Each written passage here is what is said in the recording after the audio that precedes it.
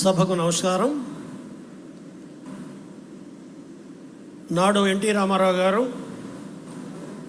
తెలుగు ఆత్మ గౌరవం కాపాడటం కోసం పార్టీ పెట్టడం, అదేవిధంగా 9 నెలల్లో చరిత్రలో ఎవరు ఎరగని విధంగా అధికారంలో అధిష్ఠించిన తర్వాత తెలుగువారి పౌరుషాన్ని, ప్రతిష్టని దేశ విదేశాల్లో చాటి చెప్పిన విషయాన్ని ఈ సందర్భంగా మనం గుర్తు తెచ్చుకోవాలి. అదే విధానంలో, అదే పందాలో నారా చంద్రబాబు నాయుడు గారు మరి యువతలో ఆత్మవిశ్వాసాన్ని నింపారు, ఆత్మస్థైర్యాన్ని కల్పించారు. ఐటీకి బంగారు భవిష్యత్తు ఉందని ముందుగా గ్రహించి ఉన్నత విద్యని మరి యువకులకి అందుబాటులో తీసుకొచ్చి అనేక లక్షల మందిని మరి ఇంజనీర్లుగా మరి అవకాశం కల్పించి వాళ్ళని దేశ విదేశాల్లో వాళ్ళు మరి ఆర్థికంగా నిలదొక్కునే విధంగా ఉద్యోగ అవకాశాలు కల్పించి ఆత్మస్థైర్యాన్ని నింపిన విషయాన్ని కూడా ఈ సందర్భంగా మనం గమనించాలి. ఎన్టీ రామారావు గారు ఆనాడు సమాజమే దేవాలయం, ప్రజలే దేవుళ్ళని నినాదానికి కొనసాగిస్తూ ఈనాడు నారా లోకేష్ బాబు గారు మరి ఈనాడు పార్టీలో చురుగ్గా వ్యవహరిస్తూ పార్టీని మరింత పటిష్టం చేయడానికి కృషి చేస్తున్న నారా లోకేష్ గారు మరి కార్యకర్తే పార్టీ అధినేత అని నినాదం ఇవ్వటం కాదు, దాన్ని ఆచరించి చూపెట్టిన విధానాన్ని కూడా మనందరం కూడా గమనించవలసిన అవసరం ఉంది. విజయనగరం జిల్లా గజపతి నగరానికి చెందిన మరి గంట్యాడ శ్రీదేవికి ఈనాడు పాలిట్ బ్యూరో సభ్యురాలిగా, అదే రకంగా మరి ఏదైతే మంగళగిరి నియోజకవర్గానికి చెందిన మరి ధనంజయ్ గారికి పాలిట్ బ్యూరో సామాన్య కార్యకర్తలు, ఒక స్థాయి మండల స్థాయి కార్యకర్తలకి ఈనాడు పాలిట్ బ్యూరో సభ్యులుగా గౌరవం ఇచ్చారంటే ఈ గౌరవం కార్యకర్తలందరికీ ఇచ్చినట్టుగా నేను భావిస్తున్నాను. అంతేకాకుండా శ్రీకాకుళం జిల్లాలో మారుమూల గ్రామంలో ఉండే మరి కలిశెట్టి అప్పలనాయుడు గారు, ఆయన పెద్ద పదవులు ఏం చేయలేదు. అదే రకంగా కర్నూలుకు చెందిన నాగరాజు గారు, ఆయన కూడా సామాన్య కార్యకర్త. అతనికి ఇద్దరికి కూడా ఎంపీగా పార్లమెంట్లో పోటీ చేసి పార్టీ తరఫున పార్లమెంటుకు పంపించిన ఘనత కూడా ఈనాడు తెలుగుదేశం పార్టీకే దక్కిందని సందర్భంగా మనం చేస్తున్నాం. మరి చంద్రబాబు నాయుడు గారు కంప్యూటర్ని ఎప్పుడో గుర్తెరిగారు.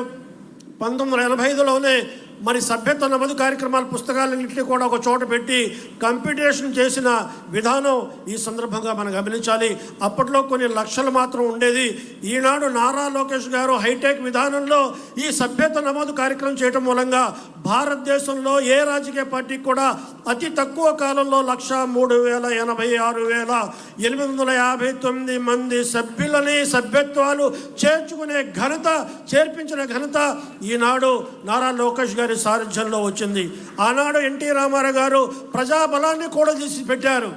82లో పార్టీ పెట్టి 83లో నెగ్గిన తర్వాత లక్షలాది ప్రజలు ఓటర్లుగా మరి పార్టీ అభిమానులుగా ఉంటే ఈ పార్టీ అభిమానుల్ని, ఓటర్ని ఏ రకంగా పటిష్టం చేయగలుగుతాం అనేది మరి పార్టీ వ్యవస్థాపక నిర్మాణాన్ని ఆనాడు 1945 నుండి ఇప్పటి వరకు కూడా దాని నిర్మాణాన్ని దశలుగా దాన్ని పటిష్టం చేస్తూ ముందుకు సాగిస్తున్నారు. ఈనాడు పాలిట్ బ్యూరో కానీ, అదే రకంగా జాతీయ స్థాయి పార్టీ కమిటీ కానీ, రాష్ట్ర స్థాయి పార్టీ కమిటీ కానీ, అనుబంధ కమిటీలు కానీ, 26 జిల్లాల పార్లమెంట్ జిల్లాల కమిటీలు కానీ, అనుబంధ కమిటీలు కానీ ఈనాడు వేసుకోగలిగాం. అంతేకాకుండా మరి 992 1936 మండల పట్టణ డివిజన్ కమిటీలను కూడా మనం పూర్తి చేసుకోగలిగాం, పటిష్టమైన కమిటీలు వేసుకోగలిగాం. 992 గ్రామ వార్డు కమిటీలని మనం వేసుకున్నాం.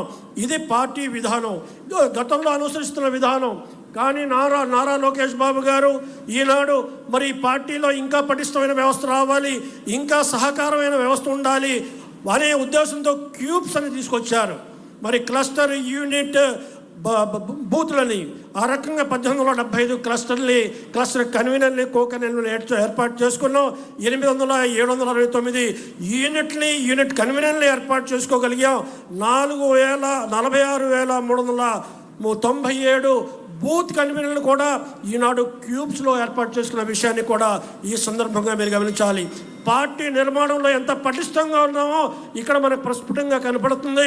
అంతేకాకుండా కేఎస్ఎస్లు మరి కుటుంబ సాధారిక సభ్యుల్ని ఎప్పుడూ లేని విధంగా 100లో ఒకళ్ళని మహిళ, మరి అదే రకంగా జెంట్స్ నుంచి ఒకళ్ళు, మహిళల నుంచి ఒకళ్ళు పెట్టి మరి ఈనాడు మరి సుమారుగా 13,69,000 మంది కేసులు పెట్టారు.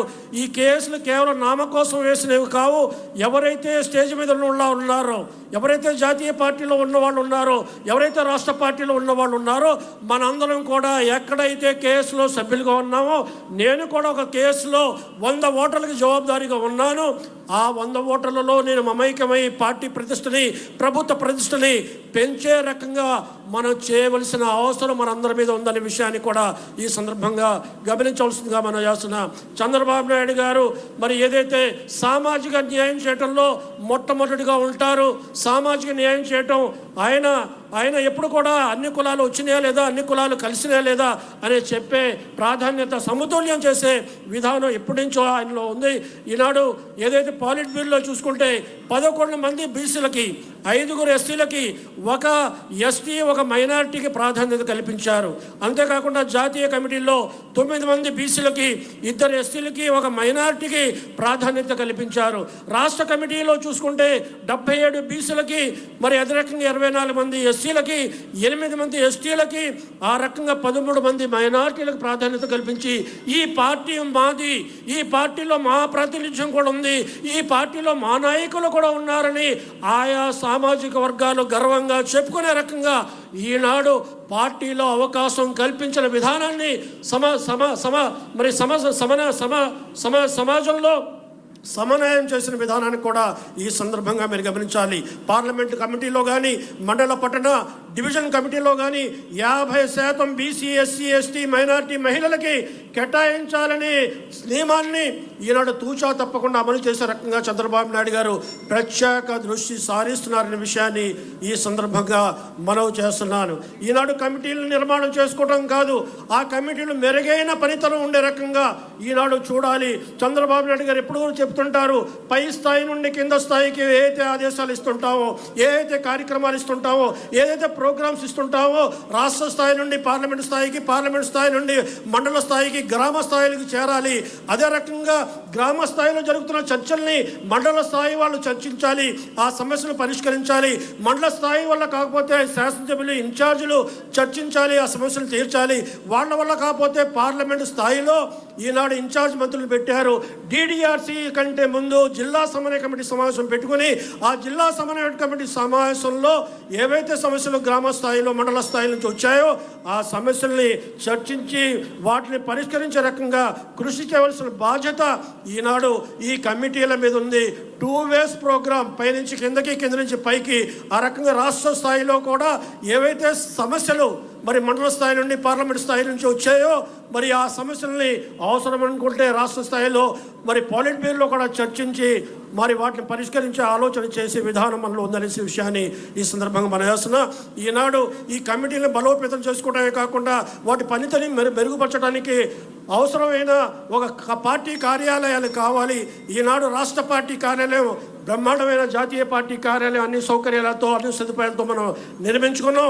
అదే రకంగా 26 జిల్లాలకి, ఈనాడు 2 జిల్లాలు కలుపుకుంటే 28 జిల్లాలకి, 2 జిల్లాలకి ఈనాడు పార్టీ కార్యాలయాలు ఉన్నాయి. ఇంకా 6 జిల్లాలకి పార్టీ కార్యాలయాలు ఏర్పాటు చేసుకోవడానికి శంకుస్థాపన జరిగింది, నిర్మాణం కొనసాగుతుంది. 6 జిల్లా పార్టీలకి, పార్లమెంట్ పార్టీలకి ఆమోదం ఇచ్చారు. రాబోయే రోజుల్లో 28 జిల్లాలకి జిల్లా పార్టీ కార్యాలయాలు ఏర్పాటు చేసే దిశలో ఈనాడు పార్టీ నిర్ణయం తీసుకుంటుంది.